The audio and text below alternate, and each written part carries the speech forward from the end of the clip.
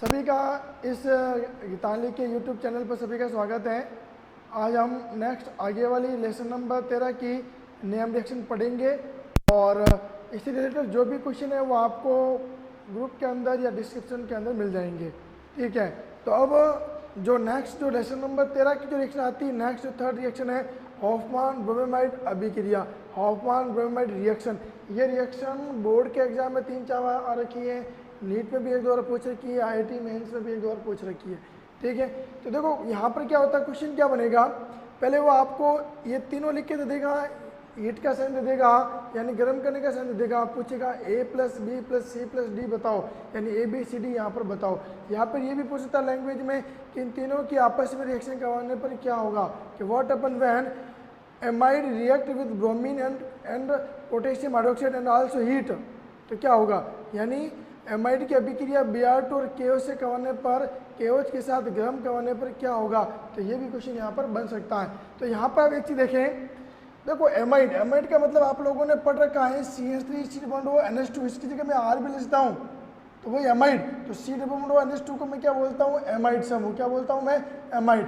तो यहाँ पर देखें, यहाँ पर ये एमाइड Br2 के साथ में और KOH के साथ में रिएक्शन कर रहा है और मैंने KOH यहाँ पे कितना लिया 4, तो अब इधर रखें, इन 4 KOH का मीनिंग समझें, यानी कितने Br है यहाँ पर, 2 Br है, 2 Br 2 K को लेके जाएंगे, यानी 2 Br 2 K को लेके जाएंगे तो ये बन जाएगा 2 KBr, क्या बन जाएगा ये 2 KBr। उसके बाद में देखिए आप, अब इन OH को मैं तो अलग करके लिख रहा हूँ, OH OH OH, चारों OH है, तो ये क्या बना H2O और ये भी क्या बना H2O, तो कितने H2O बन गए भैया, 2H2O, तो 2 KBr और 2 H2O जो बाहर निकले वो आपको समझ में आ गया। अब इसमें बात देखें, ये O बचा हुआ और ये O बचा हुआ, तो टोटल O कितने बचे हुए यहाँ पर, 2 O बचे हुए हैं और K भी कितने बचे हुए, 2, तो यहाँ पर 2 K हैं, 2 O हैं। उसके बाद देखो ये C⋯O, तो C⋯O और 2 K और ये O जो क्या बनाएगा K2COOO, कितने हो गए, 3 O, तो ये बन गया K2CO3 पोटेशियम कार्बोनेट, K2CO3 यहाँ पर ये बन जाएगा और ये बन गया यहाँ पर, बाकी बचा कौन, CH3 और NH2, इसको बोलते हैं 1 डिग्री एमीन। अब देखो इस रिएक्शन को याद करने का तरीका देखें, इस रिएक्शन को याद कैसे करना है, अगर आप इस रिएक्शन में देखोगे तो हॉफमान ब्रोमेमाइड, ब्रोमेमाइड का मतलब क्या हुआ, ब्रोमेमाइड का मतलब होता है bromine plus amide, bromine plus amide, तो ब्रोमीन का मतलब Br2, एमाइड का मतलब CH3 तो ध्यान रखना इस नेम रिएक्शन के अंदर ही मीनिंग छिपा हुआ है ब्रोमेमाइड, ब्रोमेमाइड का मतलब ब्रोमीन प्लस एमाइड, तो ब्रोमीन का मतलब Br2 और एमाइड का मतलब क्या हो गया CH3 और साथ में याद क्या रखना है KOH, तो ध्यान रखना ये दो आपको याद हो गए, बाकी का ऑटोमेटिक आपको याद हो जाएगा। ठीक है, चलो अब इस रिएक्शन के अंदर गौर करना कि यहाँ पर जितने कार्बन का हम एमाइड लेंगे उससे एक कार्बन कम का क्या प्राप्त होगा, एमीन, क्या प्राप्त होगा भैया, एक कार्बन कम का क्या प्राप्त होगा, 1 डिग्री एमीन। ठीक है, तो आप देखें एमाइड से एक कार्बन कम का एमीन यहाँ पर प्राप्त होता है, यानी the preparation of 1 degree amine, formation of 1 degree amine less than 1 carbon of amide.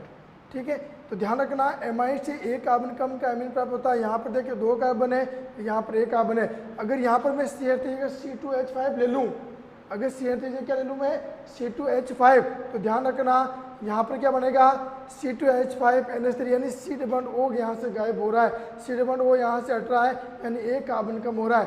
अगर C2H5 लेता हूँ तो 2 और 1 कितना हो गया, 3 कार्बन, तो 3 कार्बन से 1 कार्बन कम करो तो यहाँ पे 2 कार्बन का 1 डिग्री एमीन प्राप्त होगा।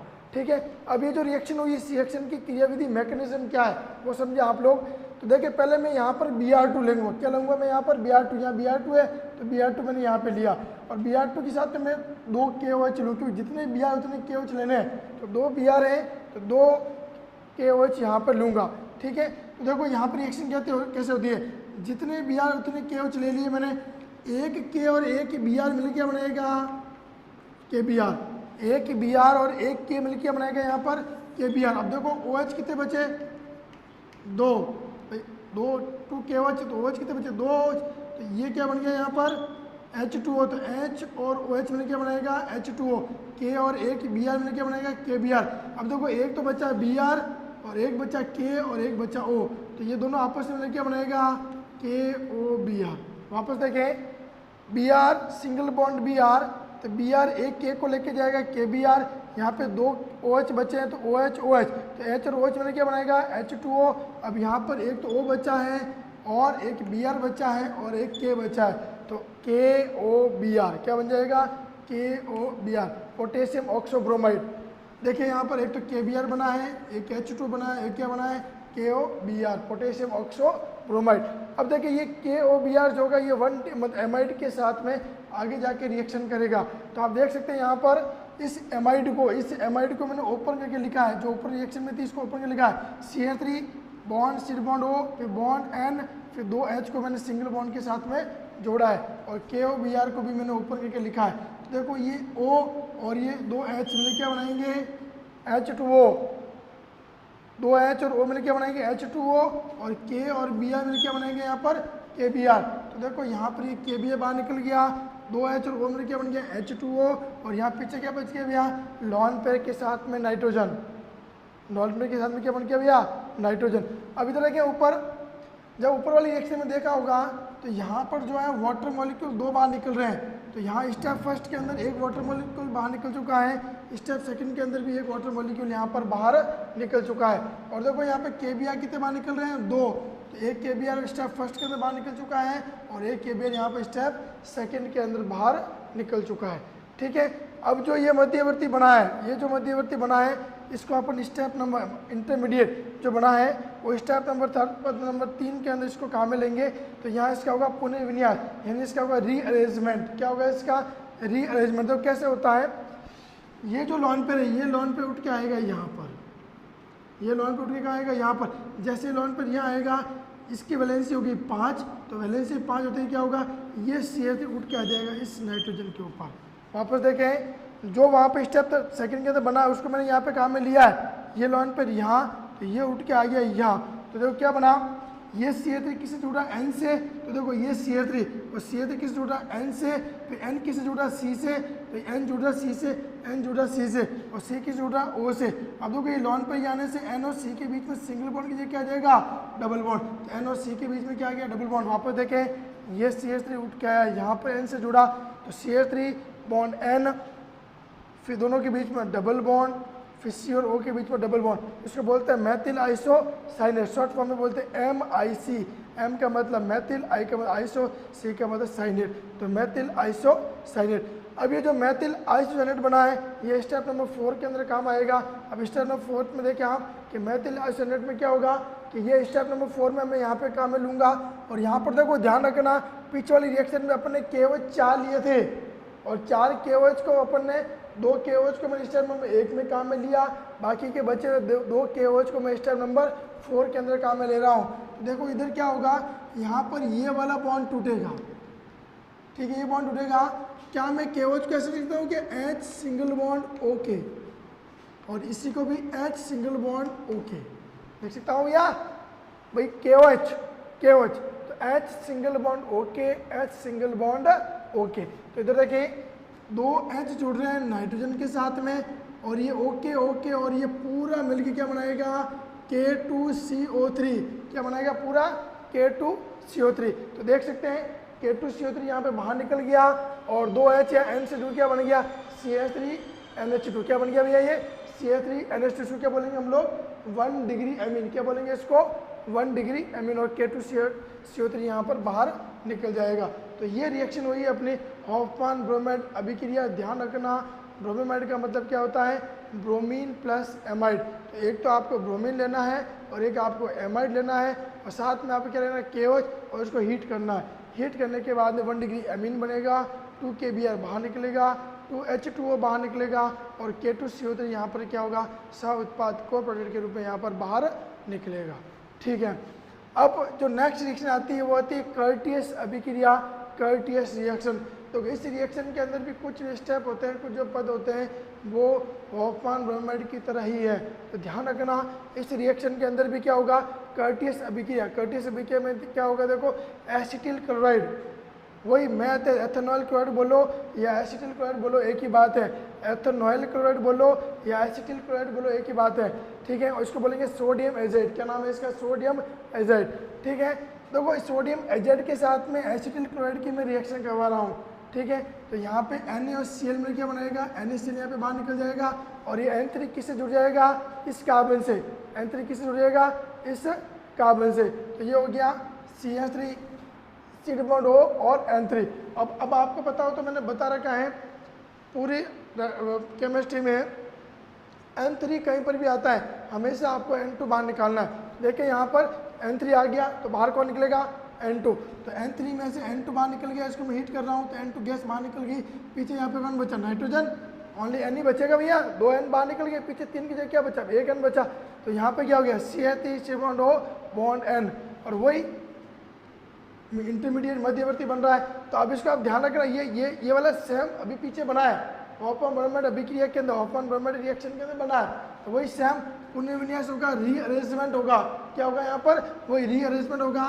तो ये लॉन्च पर यहाँ जाएगा और ये CH3 उठ के यहाँ पे आ जाएगा। तो ये देखो CH3 किससे जुड़ रहा है, N से, और N और C के बीच में क्या डबल बॉन्ड, और C और O के बीच में क्या पड़ जाएगा, डबल बॉन्ड। तो वही CH3 single bond N double bond C double bond O, ठीक है। इसको बोलते वही MIC मैथिल आइसोसाइनेट। अब देखो अब यहाँ पर मैं रिएक्शन करवा रहा हूँ NaOH से, किससे करवा रहा हूँ मैं, NaOH से। तो यहाँ पे 2 NaOH कहाँ में लूँगा, वहाँ पे अपने 2 KOH लिया था, यहाँ 2 NaOH ले रहे हैं। तो वही सेम रिएक्शन, ये बॉन्ड उठेगा, ठीक है। इसको मैं लिख सकता हूँ HONa और HONa, ये होगा भैया, NaOH होता ना, NaOH। तो इसको मैं लिख सकता हूँ H bond ONa, H bond ONa। तो इधर देखो ये पूरा का पूरा क्या बन गया, Na2CO3, Na2COOO, तो CO3, तो ये हो गया Na2CO3 और CH3 N के साथ में कितने जुड़ गए, 2। तो ये हो गया अपना 1 डिग्री एमीन, क्या बन गया यहाँ पर, ये 1 डिग्री एमीन। तो ध्यान रखना हॉफमैन ब्रोमाइड रिएक्शन और कर्टिन रिएक्शन दोनों के अंदर जो मेन प्रोडक्ट बनता है, जो मुख्य उत्पाद बनता है, वो बनता है 1 डिग्री एमीन।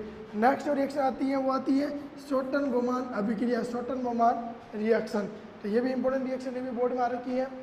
देखो शॉर्टन बोमान रिएक्शन में क्या होता है कि इसमें अपन लेंगे 1 डिग्री एमीन और लेंगे बेंजोइल क्लोराइड, क्या लेंगे इसको, benzene plus oil plus chloride.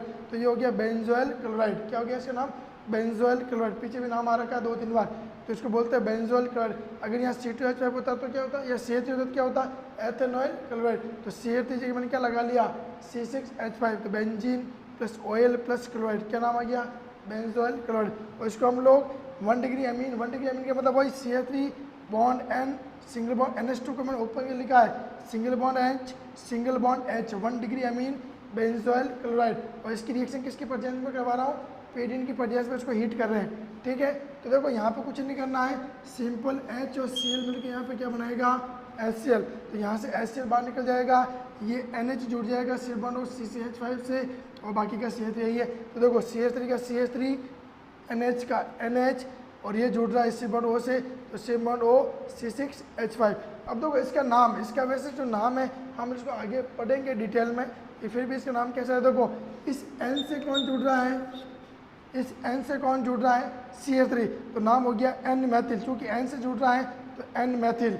उसके बाद में देखो, उसके बाद में बेंजीन प्लस एमाइड, भाई ये एमाइड तो है, और इसकी जगह मैं H लगा दूँ CH3 जगह, तो ये NH2 सिड बॉन्ड हो, ये एमाइड तो है, तो एमाइड प्लस बेंजीन, तो बेंजीन प्लस एमाइड क्या हो गया, बेंजीन एमाइड, तो नाम हो गया N मैथिल बेंजीन एमाइड। तो ध्यान रखना ये रिएक्शन भी, और साथ में बाहर कौन निकल रहा है यहाँ पर, HCl।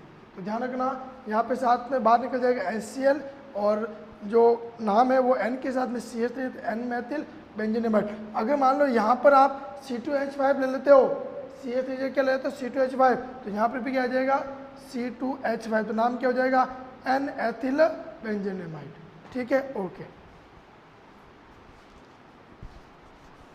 ठीक है, नेक्स्ट हम लोग आगे पढ़ते हैं हॉफमैन मस्टर्ड ऑयल अभिक्रिया। इस रिएक्शन के ऊपर 2020 के अंदर बोर्ड के अंदर क्वेश्चन आया था 1 नंबर का, उसने इसका कॉमन नेम पूछा था, मतलब ये नाम लिख के दिया था, फॉर्मूला पूछा था कि एथिल आइसोथायोसाइनेट का फॉर्मूला लिखिए, तो ये फॉर्मूला लिख के आना था और 1 नंबर, ठीक है। तो होफमान मस्टर्ड ऑयल अभिक्रिया, होफमान मस्टर्ड ऑयल रिएक्शन जो है, इस रिएक्शन में देखो क्या होता है कि इसमें हम लोग 1 डिग्री एमीन की रिएक्शन कार्बन डाइसल्फाइड के साथ में उसको हीट करते हैं, तो ये प्रोडक्ट बनता है, एक एडिशनल प्रोडक्ट बनता है जिसको योगात्मक उत्पाद ही बोलते हैं। योग हो रहा है, जुड़ रहा है, तो इसको एक एडिशनल प्रोडक्ट बनता है, योगात्मक उत्पाद बनता है। इस योगात्मक उत्पाद की अभिक्रिया HgCl2 मर्क्यूरिक क्लोराइड से करवाते हैं, तो यहाँ पे 2 HCl बाहर निकलेंगे, मर्क्यूरिक सल्फाइड बनेगा और एथिल आइसोथायोसाइनेट बनेगा। ठीक है, अब देखो इस रिएक्शन को तोड़ते हैं अपन। पहले क्या करना है, पहले कुछ नहीं करना है, ये है एथिल अमीन, ये एथिल और ये अमीन, वही 1 डिग्री अमीन या एथिल अमीन बोलो एक ही बात है। एथिल अमीन की रिएक्शन कार्बन डाइसल्फाइड CH2 से करवा रहा हूँ, तो देखो करना कुछ नहीं है, यहाँ पर इस NH के साथ में ये और NH के बीच में जो बॉन्ड है, इस बॉन्ड के बीच में आपको CH2 को सेट करना है। और आपको पता है कि ये इस तरह से जुड़ता है, इस तरह से जुड़ता है, तो कार्बन डाइसल्फाइड इसको बोलते हैं C डबल बॉन्ड S। ठीक है, अब अगर मैं इस पूरे को इस दोनों के बीच में एडजस्ट करूं, तो यहाँ पे ये चला जाएगा सिंगल बॉन्ड में, यहाँ लग जाएगा H, बाकी वाले को एडिटिव उतार लो, तो CH3 का CH3, CH2 का CH2, NH का NH, फिर इन दोनों के बीच में C डबल बॉन्ड S, फिर ये चूंकि H इस S से जुड़ रहा है, तो ये डबल बॉन्ड किस में लग गया, सिंगल बॉन्ड में, तो C single bond S, single bond H और डबल बॉन्ड S, तो ये का ये जो एडिशनल प्रोडक्ट है, जो योगात्मक उत्पाद है, वो यहाँ पर बना है। अब इसकी रिएक्शन में किसे करवा रहा हूँ, मर्क्यूरिक क्लोराइड से। देखो आपको पता होता है कि मर्क्यूरिक के ऊपर चार्ज कितना होता है, +2, और सल्फाइड के ऊपर चार्ज कितना होता है, -2, तो ये दोनों आपस में जुड़ के क्या बनाएंगे, मर्क्यूरिक सल्फाइड HgS, तो Hg+2 S-2 दोनों जुड़ के क्या बनाएंगे, HgS, तो ये HgS यहाँ पे बाहर निकल गया। अब देखो अब ये टूटता कैसे है, पहली कंडीशन ये बॉन्ड यहाँ जाएगा, तो इन दोनों के बीच में क्या आएगा, डबल बॉन्ड, और ये H, ठीक है, ये H और ये 2 Cl, और ये H मिलकर क्या बना लेगा यहाँ पर HCl, 2 HCl। देखो दोनों H, जितने Cl उतने H जाएंगे, यहाँ पे 2 Cl है तो 2 H जाएंगे, तो यहाँ पे क्या बन गया, ये 2 HCl, और ये Hg और ये S। देखो ये बॉन्ड यहाँ जाते हैं, इस कार्बन की वैलेंसी कितनी होगी, 1 2 3 4, तो 5 हो गई, तो यहाँ से बाहर कौन निकल जाएगा, सल्फाइड, SH बाहर निकल जाएगा, थायो ग्रुप बाहर निकल जाएगा, थायो समूह बाहर निकल जाएगा, तो यहाँ पे S बाहर निकल जाएगा, 2 H और 2 Cl में H2 HCl, और ये S और ये Hg, ये S और ये Hg मिलकर क्या बनाएगा, HgS। अब देखो ये बॉन्ड यहाँ गया, तो इन दोनों के बीच में क्या किया, डबल बॉन्ड, तो देखो CH3 CH2, CH3 CH2, फिर सिंगल बॉन्ड N, फिर डबल बॉन्ड C, तो N डबल बॉन्ड C और C double bond S, C double bond S, तो ये बन गया एथिल आइसोथायोसाइनेट। क्लियर, तो ध्यान रखना होफमान मस्टर्ड ऑयल रिएक्शन ही और बहुत ज़्यादा इंपॉर्टेंट है, 2021 के बोर्ड के पेपर में भी आ सकती है, तो इसको थोड़ा आप ध्यान रखें। ठीक है, अभी जो एथिल आइसोथायोसाइनेट बना ये मेन प्रोडक्ट होता है, बाकी के 2 सह उत्पाद होते हैं, को प्रोडक्ट होता है। ठीक है, नेक्स्ट रिएक्शन है सैंडमेयर अभिक्रिया, सैंडमेयर रिएक्शन, सैंडमेयर रिएक्शन। अब इस सैंडमेयर रिएक्शन में देखो नाइट्रस अम्ल के साथ अभिक्रिया करवाएंगे, यानी नाइट्रस अम्ल में HNO2 और साथ में कौन सा अम्ल होगा, HCl, 273 केल्विन टेम्परेचर के ऊपर इसको गर्म करेंगे।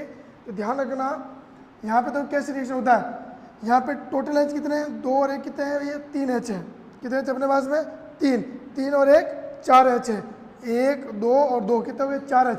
तो यहाँ पर ये यहाँ से 4 H और 2 O, 4 H और 2 मिलके बनाएगा यहाँ पर 2H2O। ये देखो 2 O है और 2 4 H है, तो क्या हो गया 2H2O, और पीछे कौन बचा, एक N बचा, एक N बचा और एक Cl बचा, तो ये N, ये N, ये दोनों आपस में जुड़ के बनाएंगे N2 और Cl से जुड़ जाएगा, तो एक साल्ट बन जाएगा जिसको बोलते हैं बेंजीन डाई एजोनियम लवण। क्या बोलते हैं इसको, benzene diazonium salt, benzene diazonium लवण बन जाएगा।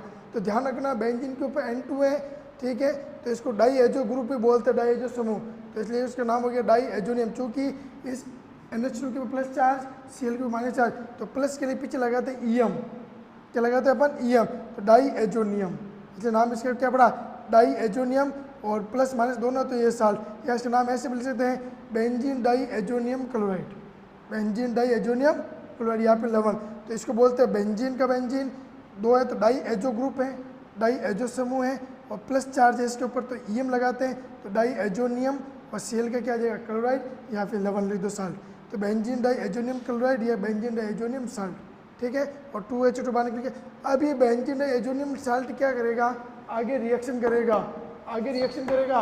तो आगे रिएक्शन में क्या होता है, ये बेंजीन डाई एजोनियम जो क्लोराइड होता है ये Cu2Cl2 प्लस HCl के साथ, देखो ये जो रिएक्शन है ये दो तरह से हो सकती है सन में। अगर Cu2Cl2 प्लस HCl लेते हैं तो कुछ नहीं करना, देखो अगर सब जगह Cl है, यहाँ पर भी Cl, यहाँ पर भी, यहाँ पर भी Cl, तो इस पहले मैंने बता रखा है चाहे N2 हो चाहे NH3 हो, चाहे N2 हो चाहे N3 हो, हमेशा N2 बाहर निकलेगा। अगर N3 है तो भी N2 बाहर निकलेगा, और N3 है तो भी N2 बाहर निकलेगा, और N2 है तो भी N2 बाहर निकलेगा। तो देखिए यहाँ पर पहली कंडीशन है कि यहाँ से आपको N2 बाहर निकालना, तो N2 बाहर निकल गया। अब चूंकि इस Cl को रिप्लेस करो तो कोई फर्क पड़ने वाला है नहीं, तो इस Cl को आप कहाँ लगा दो, बेंजीन रिंग के ऊपर, तो ये हो गया क्लोरोबेंजीन। क्या हो गया ये अपना क्लोरोबेंजीन। अब देखो मैंने Cu2Cl2 की जगह मैं ले लिया Cu2Br2, और HCl की जगह मैंने क्या ले लिया HBr। तो यहाँ पे ध्यान रखना, अब देखो पहली कंडीशन N2 बार, ये N2 बार, भाई N2 है तो N2 बार। अब देखो ये Cl और ये H मिलके क्या बनाएगा, ये Cl और ये H मिलके बनाएगा HCl, और ये Br जुड़ जाएगा इस बेंजीन रिंग के ऊपर।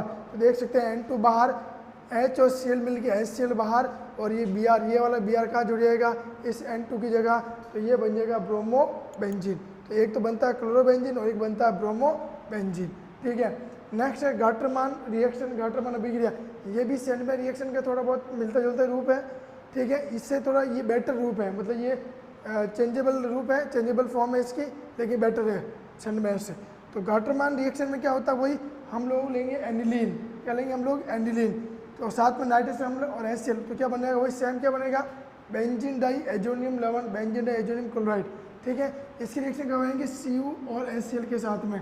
देखो ध्यान रखना सब Cl ही है, तो पहली कंडीशन N2, तो N2 बाहर निकल जाएगा और Cl जुड़ जाएगा बेंजीन रिंग के ऊपर, तो यहाँ पर ये क्या बन जाएगा क्लोरोबेंजीन,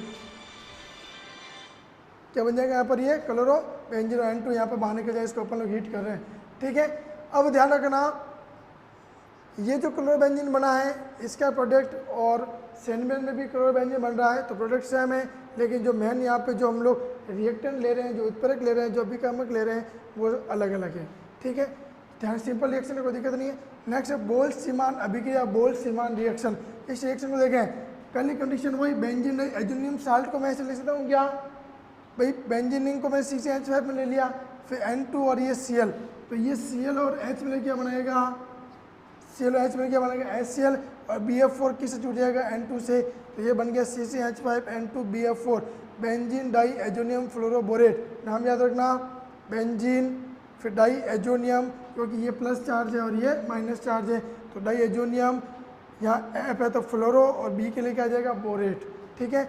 अब यहाँ पे इसको हीट करेंगे, तो मैंने पहले बता रखा है यहाँ से बाहर कौन निकल जाएगा N2, तो ये N2 बाहर, ठीक है, और एक F लग जाएगा इसके ऊपर, और पीछे BF3 के रूप में बाहर निकल जाएगा, और BF3 होता ही होता है, BCl3 होता है, BF3 होता है, ये हम लोगों ने पढ़ रखा है, BH3 होता है, तो ये BF3 यहाँ से बाहर निकल गया, और F जुड़ गया बेंजीन के ऊपर, तो क्या बन गया फ्लोरोबेंजीन, N2 बाहर और BF3 यहाँ पे बाहर। तो ध्यान रखना यहाँ पर जब कभी भी बेंजीन डाई एजोनियम लवण की, बेंजीन डाई एजोनियम क्लोराइड की रिएक्शन किसी से भी करवाएंगे, हमेशा N2 बाहर निकलेगा। तो यहाँ पर भी N2 बाहर निकल रहा है, और भी अपने रिएक्शन में देख लिया N2 यहाँ पर बाहर निकल रहा है, ठीक। हाँ, नेक्स्ट हम लोग पढ़ रहे हैं रिएक्शन नंबर 10, मेंडियस अपचेन मेंडियस रिडक्शन। तो इसमें देखना हम लोग लेंगे साइनाइड, और साइनाइड की जो रिएक्शन करवाएंगे वो सोडियम प्लस एथेनॉल के मिक्सचर के साथ में, सोडियम और एथेनॉल के मिश्रण के साथ में इसकी रिएक्शन करवाएंगे। तो ध्यान रखना यहाँ पर इस रिएक्शन में क्या होगा कि यहाँ पर रिडक्शन होगा, मैंने पहले बता रखा अपचेन या रिडक्शन के अंदर हम लोग H+ जोड़ते हैं, तो जितने H की रिक्वायरमेंट होगी उतने H अपन को कहाँ से मिलेंगे, एथेनॉल से। मुझे यहाँ पर 4H+ की रिक्वायरमेंट है, तो 2H इस कार्बन के ऊपर जुड़ेंगे, 2H इस N के ऊपर जुड़ेंगे, तो ये हो गया CH3CH2NH2। तो यहाँ पर क्या बन गया, ये 1 डिग्री एमीन। तो ध्यान रखना जो साइनाइड का जो अपचन है, साइनाइड का जो रिडक्शन है वो 1 डिग्री एमीन के अंदर हो गया। तो ध्यान रखना 4 H जुड़ रहे हैं, 2H इस कार्बन के ऊपर, 2H N के ऊपर जुड़ रहा है, तो CH3CH2NH2 1 डिग्री एमीन, ठीक है। तो ये मेंडियस रिएक्शन सिंपल है। नेक्स्ट है थार्प रिएक्शन, थार्प रिएक्शन। तो देखो थाव रिएक्शन में क्या होता है, 2 साइनाइड मॉलिक्यूल हम लेंगे और 2 साइनाइड मॉलिक्यूल की रिएक्शन हम लोग सोडियम और शुष्क ईथर यानी ड्राई ईथर की प्रेजेंस में हम लोग करवाएंगे। तो ध्यान रखना, एक साइनाइड को मैंने पूरा लिख दिया, एक साइनाइड को मैं तोड़ के लिखा है प्लस और माइनस के अंदर। क्या मैं CH2 को तो CH3 को तोड़ के H बॉन्ड CH2 लिख सकता हूँ, लिख सकते हैं, ये पॉजिटिव ये नेगेटिव।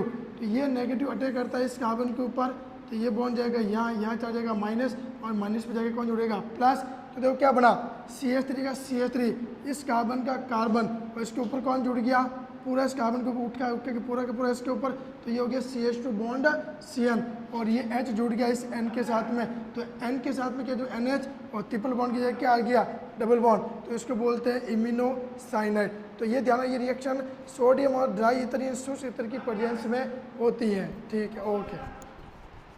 आशा है।